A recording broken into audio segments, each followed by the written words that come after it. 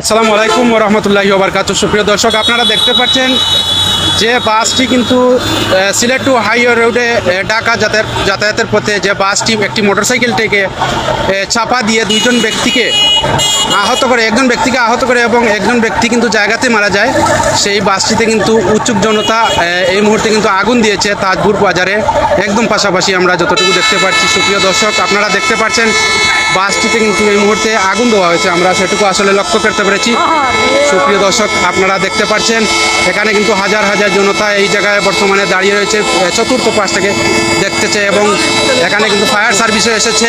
এই মুহূর্তে আমরা দেখার চেষ্টা করেছি। সুপ্রিয় দর্শক, আপনারা দেখতে পাচ্ছেন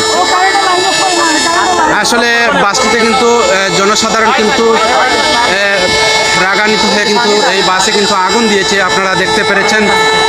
আসলে আমরা যে জায়গাতে দাঁড়িয়ে আছি একদম তাজপুর বাজারের একদম দক্ষিণ পাশে কিন্তু বাসটিতে আগুন দেওয়া হয়েছে, আপনারা দেখতে পাচ্ছেন।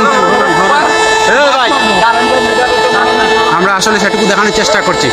আসসালামু আলাইকুম ওয়া রাহমাতুল্লাহি ওয়া বারাকাতুহু।